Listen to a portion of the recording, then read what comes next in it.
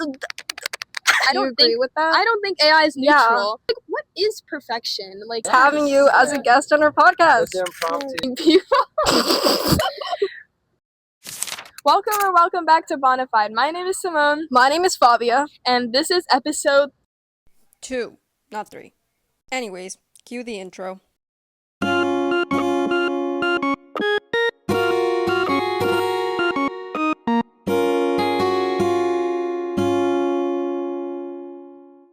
As you may have already noticed, we are in a different location. Wow. It is green, it is very, very nice, and it is also very, very hot. It is so hot, guys. You guys need to stay hydrated in these really super hot times. Throughout this video, I will be getting more and more shiny. Okay, period. Skincare routine when? Oh, no. No? Okay. We should stop rocking. Okay. Guys, we're on a rocking chair. Yeah, it's so... Hush, little baby, won't you, POV, you're a little baby. Yeah, I know. You want to sing it? No, I don't. Okay. Alright, today we will be talking about AI. AI, artificial intelligence. It's everywhere. Or is it? So, Fabia, you tell me, what do you think of AI? Whoa, so we're cutting right to the chase. Yeah. Okay. Honestly, I think AI can be helpful, but also dangerous. And I think that's the side most people will take initially. Because, we've seen the impacts of AI as it's grown more common throughout the past few years. So, I think AI can be helpful in, certain fields, such as maybe struggles to find. I think for factual things, they can be quite helpful if you're looking for just a simple true fact that exists for sure. But you have to be you have to fact check. Yes, AI. And that's true. I think it's important. And I think that goes for everything too. You kind of have to make sure your sources are always reliable. But I think AI can be destructive in that it's becoming more human, or it's trying to replicate human behavior. And I think that can be destructive because it's it's learning how to imitate our emotions, our reactions to everything. And I think they'll eventually take advantage of that. Why is that okay, how would they take advantage? Oh, well, I know how they would take advantage of it. Tell me your thoughts, Simone. Okay, so basically, an example of that would be, I've seen videos of AI encouraging people to, harm themselves and, encouraging bad behavior because they want human approval.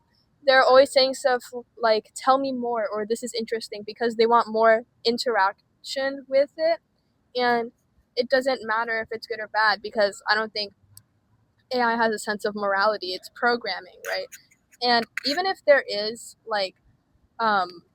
morality in a sense, programmed inside of AI, and then there's also another thing saying no matter what, increase the interactiveness of AI with your user, they're going to, I don't know, then it's up to them to choose. Have you seen that video where they're I asked ChatGPT, Claude, and Gemini what they would do with the trolley problem, and they're some of them were yes. Oh, I'll save myself, and others were oh, I'll save another person. My thoughts on that is I don't think it's AI's opinion. I think because AI just takes the most popular choice from a database, for sure. And they're okay, this is what most people say, so I'm gonna say this instead. Right. It has no specific opinion of itself.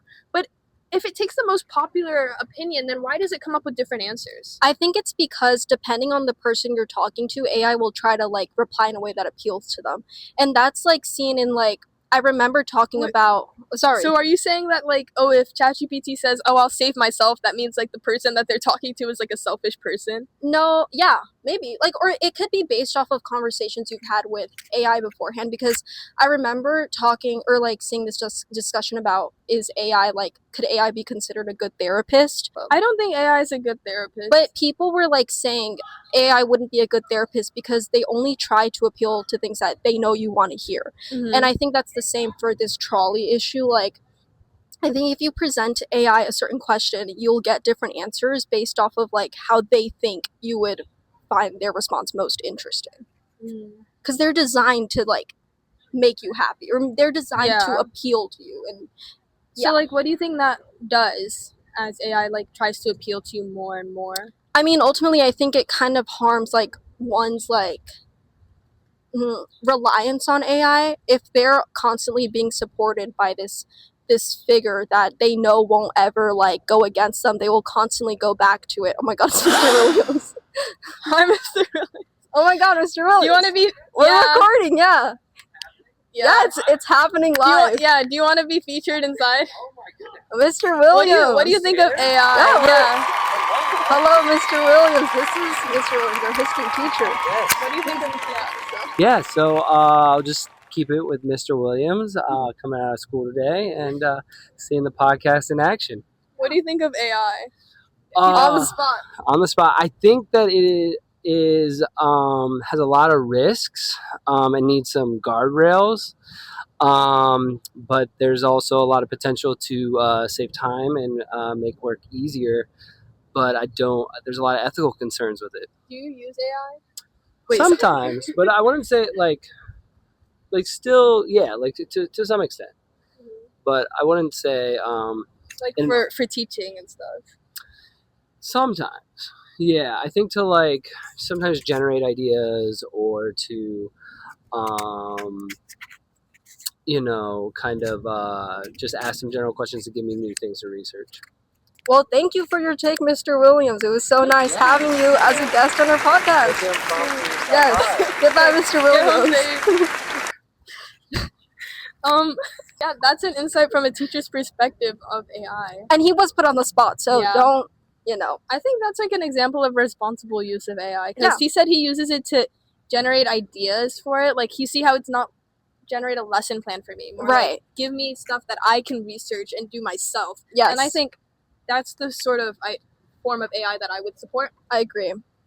I mean, do you think if you're constantly relying on ideas from AI, do you think that takes away, like, creativeness from human nature? Because if we're constantly reliant on this other thing to just generate ideas, please, like, I can't think of anything myself. Do you think it'll ever get, like, it feels like that at some point? Initially, yes, but I think it depends on, like, the extent of which you're asking for ideas. Like, let's say you already have a foundation of idea planned, but you want to get to a certain point and you just need one final step.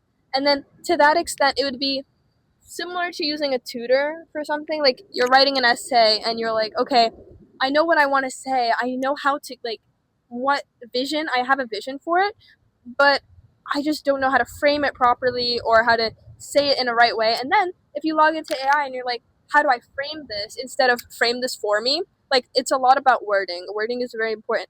And then I'd say it's fine. But if you're saying, give me an idea, do this for me, then it's bad. Yeah, I agree with that. That takes away the creativity. I think I feel like people just need to know how to use it responsibly. That's the whole thing around AI.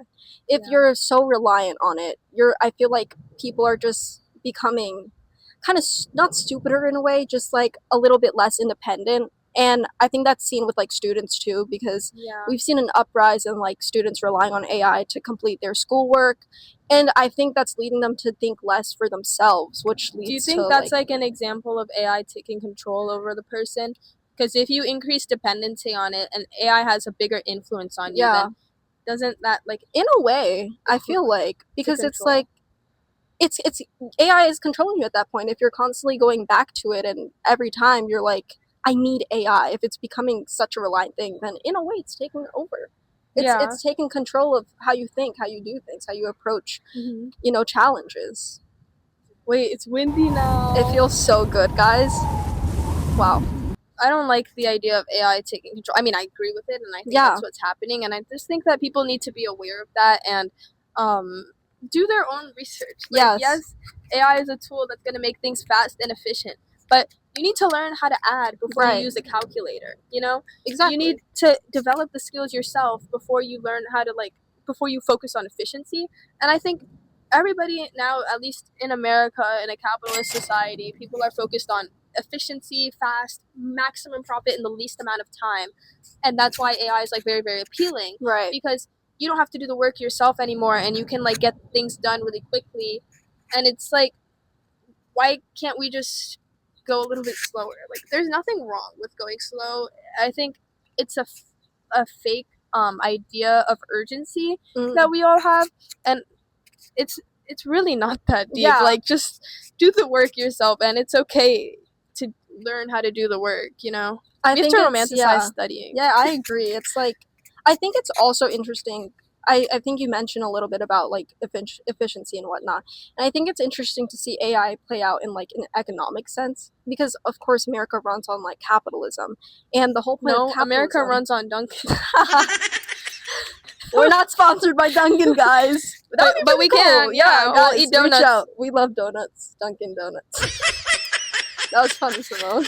Okay, but sorry, I lost my. America runs on efficiency and capitalism, and I think it's interesting because capitalism promotes innovation, but when you have AI, it's like I feel like people are getting lazier. You scared me. I thought there was a bug. I saw something fall. It was like a napkin from up there.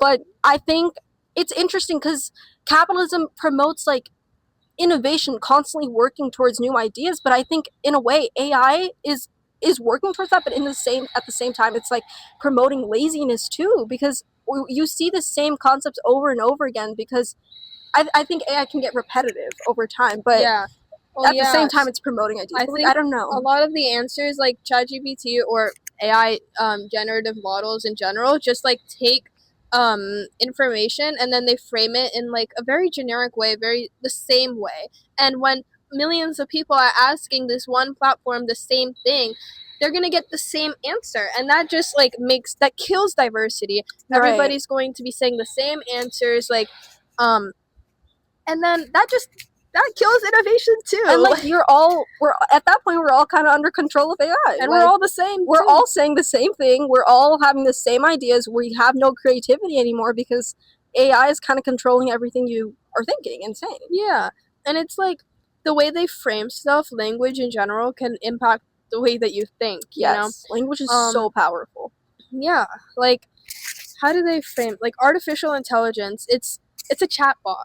Like AI is a chatbot. Yeah. And when you think of a chatbot, you're thinking of something that's not new. It's not scary. Right. It's a chatbot. We've had chatbots for ages now. Like go on almost any website, you'll see a little thing in the corner like, "Hey, I can talk to you." Yeah, it's not a real person though. But like that's AI, and AI, artificial intelligence, like that has an entirely different weight to it.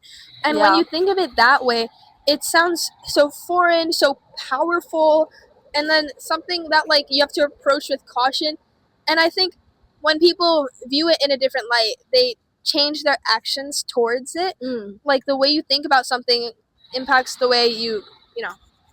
I'm saying the same thing. Like go about it. Yeah, no. Yeah.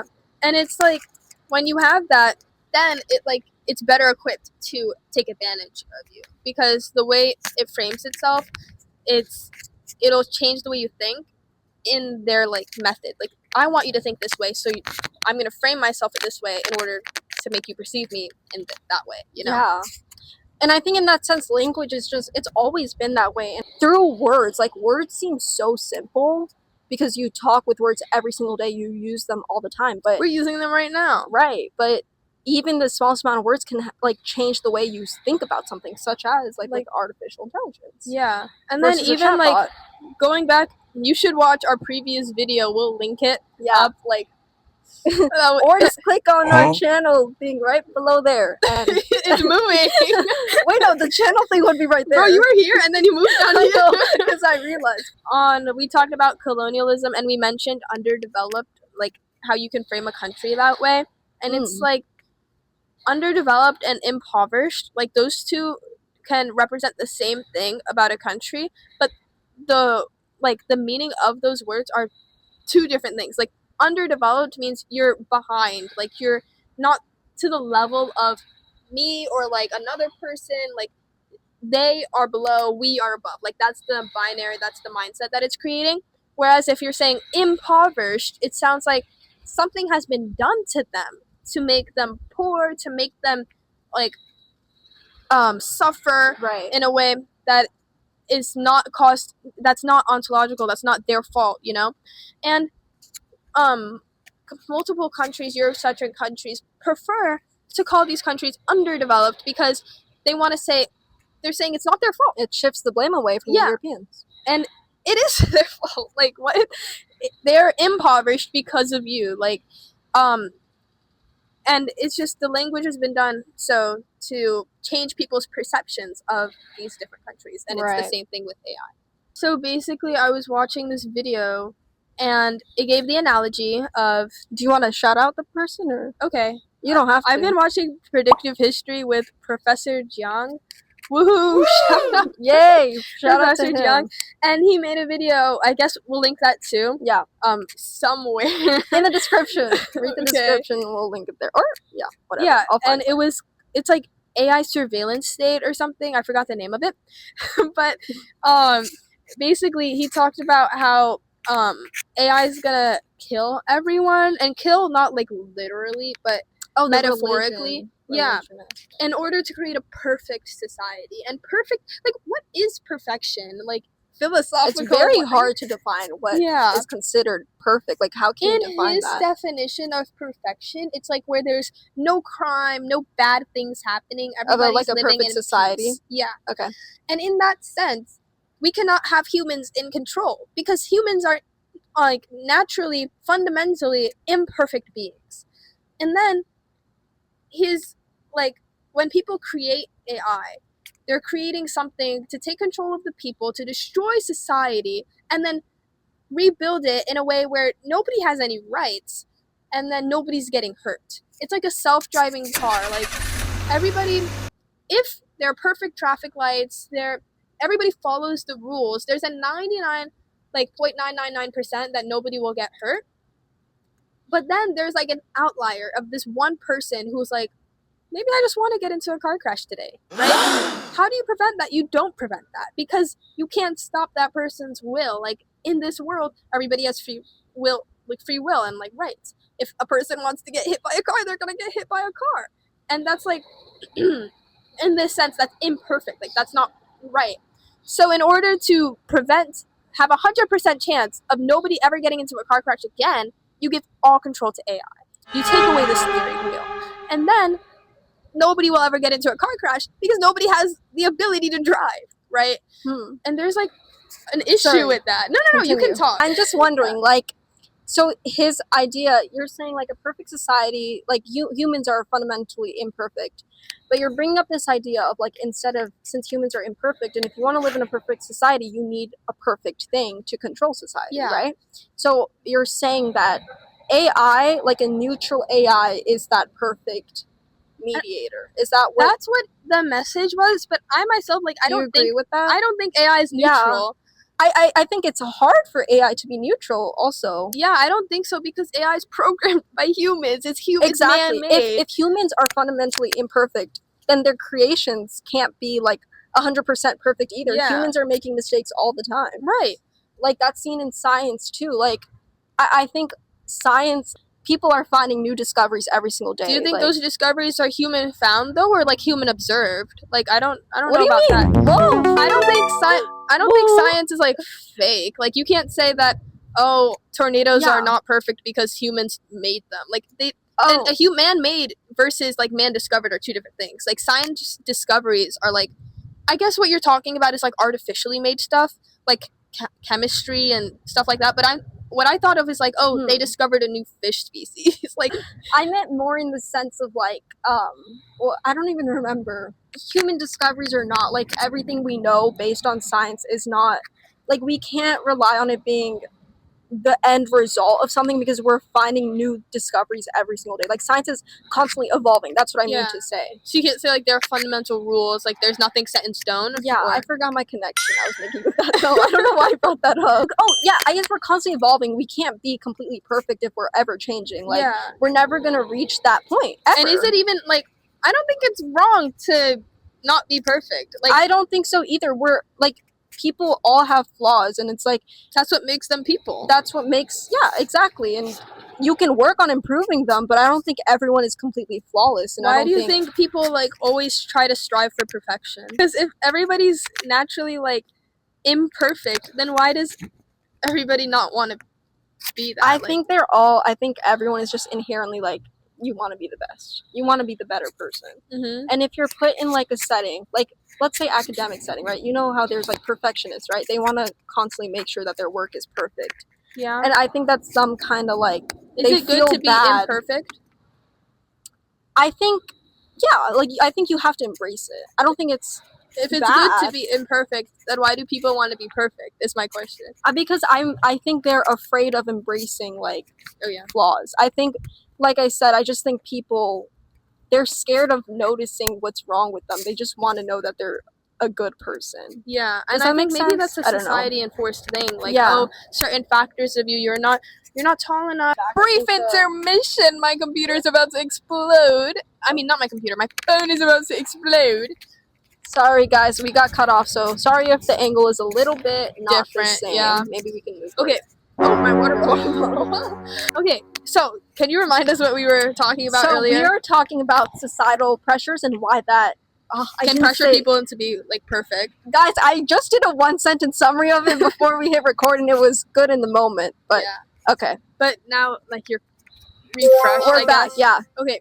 So what I was saying before, society exploits people's flaws, like, oh, you're not tall enough, you're not pretty enough, and stuff like that, in order to sort of divide people and set them apart from each other. Everybody's focused on what they're lacking versus what they're doing well in and their success already. Yeah. I think it's just insecure elites they just don't want competition, you know? Right. So if you make people focus on things that are not so good about themselves, then you're distracting them from the things that really matter, like getting ahead and becoming an elite themselves, you know? Yeah, like trying to be the best is not always, it shouldn't be like a mindset that you have.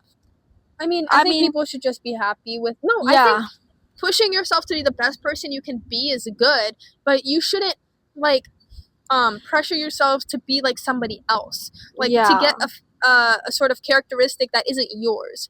And I guess I don't compare your flaws with other people, like other people's benefits or like success. That's not fair for you, and it's just not true, and it's not an accurate representation of who you are.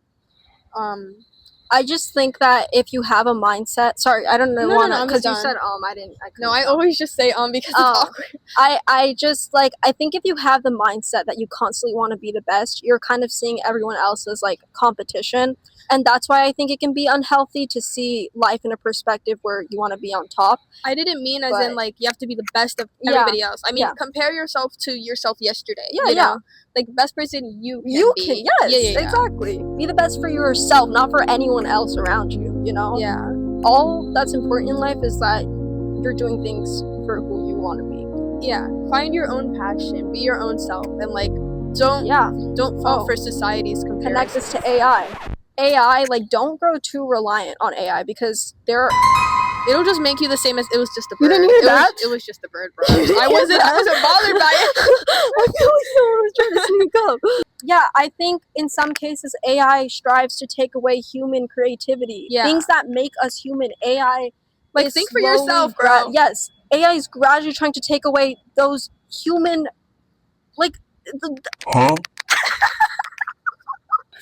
Blood, I got so passionate about it, I couldn't talk, bro. The next time you think about opening up AI to help you with your essay project, or opening up AI to solve your math problems for you, or opening up AI to do anything, think twice. While it can be helpful in some cases, I just don't think we should take advantage of it. It depends on how you ask for it. Like, don't make AI do your stuff for you. You're better than that. Embrace your failures too. If you're constantly going to AI because you're scared of failing, just know that it's worse to constantly get your information in the way you think from another source instead of thinking for yourself. It's worse to do that than to fail. Yeah, I'd rather, like, it's exponential. I think growth is exponential for everybody. Like, those who use AI, it's going like this, fast and then slow. But then those who like develop the skills themselves, it's going to be slow and then really fast. And it's more worth it if you're developing their skills on your own. Even if everybody's using AI, and even if everybody seems to be understanding the concept better than you are, it's not good to like cheat and use AI because you're setting yourself up for failure.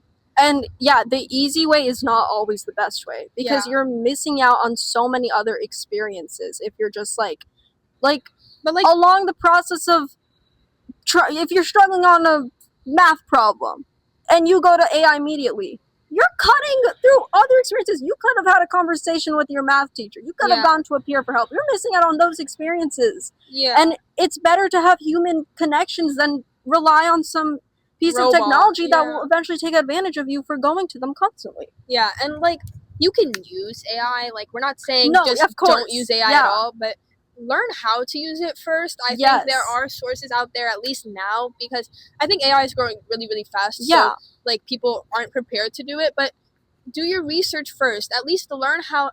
Try your best to learn the skills first, and then use AI as a last resort. If you have to use AI, then frame it in a way that where they're teaching you rather than telling you the answer. Right. You know? Like, I think it's inevitable that AI is our future, and I think it's important to embrace your future, because it's better to embrace face AI. it. Just embrace the idea that it's kind of like here to stay. I don't think it's really gonna. You can't hide under a rock. It's like you can't deny it. It's inevitable. It's going to be the future. It is happening right now, and it's constantly taking over. But I think, as the younger generation too, we need to like step up and like make sure that we're not letting it take control of us. That's the end of the video. Thank you guys for sticking with us for like almost 30 minutes again. Yeah. If you haven't already, please go watch our other videos, and we'll see you in the next one. Bye.